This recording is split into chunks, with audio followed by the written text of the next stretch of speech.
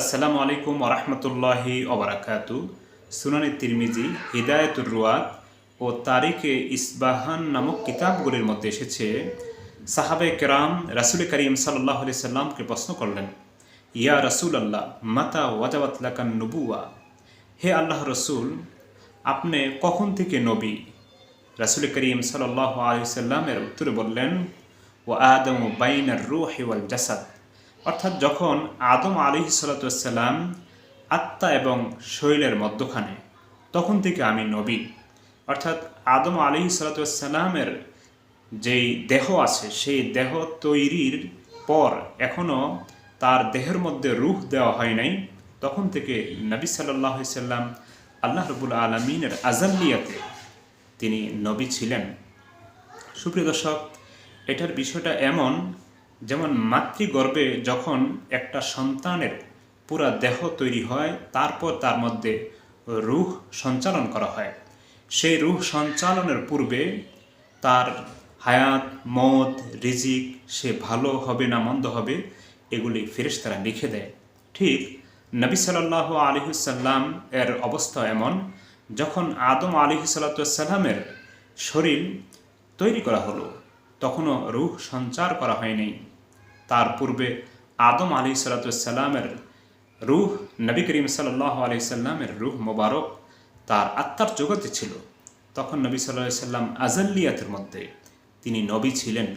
তবে তিনি ইহজগতে আসার পর 40 বছর যখন বয়স হয়, তখন তার নবুয়ত প্রকাশ পায়। জুনাইদ আল হাবিব সাহেব, মানে ওনার বক্তব্যটা আমার অনেক ভালো লাগছে।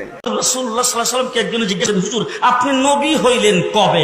রাসূল বলেছেন, কুনতু নাবিয়্যান ওয়াল আদামু বাইনাল মা'i ওয়াত তিন, আমি তখনও নবী ছিলাম যখন আদম আলাইহিস সালাম পানি আর মাটিতে মিশ্রিত অবস্থায় ছিল। সুপ্রিয় দর্শক, আমাদের জুনাইদ আল হাবিবি সাহেব এই ক্ষেত্রে যে হাদিসটা বললেন, কুনতু নাবিয়্যান ওয়া আদামু বাইনাল মা'i ওয়াত তিন, এই হাদিসটা একদম জাল হাদিস।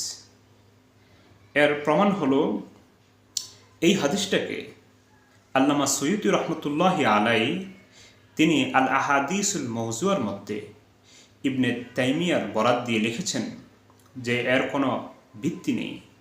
ইবনে তাইমিয়া আস-সুনানুল কুবরা নামক যে কিতাব আছে, সেই আস-সুনানুল কুবরার মধ্যে হাদিসটি আনা হয়েছে। তিনি বলছেন যে এটা সঠিক নয় কোনো দিক থেকে, না এটা নকলের দিক থেকে, বর্ণনার দিক থেকে, অথবা আকলের দিক থেকে, অথবা অর্থাৎ যুক্তির দিক থেকে, কোনো দিক থেকে এটা সঠিক নয়। শেষ জামানায় এমন কিছু মানুষ ঘটবে,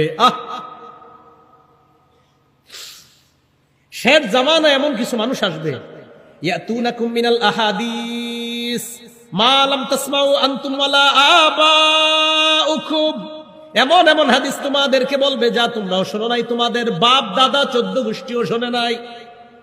ফাইয়াকুম ওয়া ইয়াহুম, তাদের থেকে তোমরা বাঁচবা। মুহাব্বতের সাথে বলি, রাসূল সাল্লাল্লাহু আলাইহি সাল্লামের নামে মিথ্যা কথা বলা যাবে না। আমি আমার হাবিবকে সবচেয়ে বেশি ভালোবাসি, তাই হাবিবের নামে মিথ্যা আমি সইতে পারি না। আমরা আমাদের নবীকে বেশি ভালোবাসি, তাই নবীর নামে মিথ্যা আমরা সইতে পারি না। আমরা আমাদের নবীকে বেশি ভালোবাসি, তাই নবীর নামে মিথ্যা আমরা কোনো মুসলমান এটা সইতে পারবো না। কারণ নবীকে আমরা জীবনের চাইতে সবচেয়ে বেশি ভালোবাসি। তো রাসূল আকরাম সাল্লাল্লাহু আলাইহি সাল্লাম বলেন, শেষ জামানায় এমন কিছু মানুষ আসবে যারা তোমাদেরকে এমন বর্ণনা শোনাবে আমার নামে যা তোমরাও শোনো নাই, তোমাদের বাপ দাদারাও শোনে নাই। সুপ্রিয় দর্শক, আমাদের বক্তারা জেদারসে যেভাবে ইচ্ছে এইভাবে তারা জাল হাদিস অনেক সময় বলে থাকেন, এটা ঠিক নয়। যাচাই বাছাই করে মানুষের সামনে প্রিয় নবী সাল্লাল্লাহু আলাইহি সাল্লামের সুন্নতগুলি, হাদিসগুলি বলা উচিত। এভাবে যদি বলতে থাকে, তাহলে একসময় হাদিস আর গাইরে হাদিস, অর্থাৎ হাদিস আর মানুষের কথার মাঝে কোনো তফাৎ থাকবে না, যেমনটা হয়েছিল ঈসা আলাইহিসসালামের পর। তাই আমাদের এক্ষেত্রে খুব সতর্ক থাকা উচিত। আল্লাহ রাব্বুল আলামিন আমাদের সকলকে সঠিক বোঝার এবং আমল করার তৌফিক দান করুন, আমিন। আসসালামু আলাইকুম।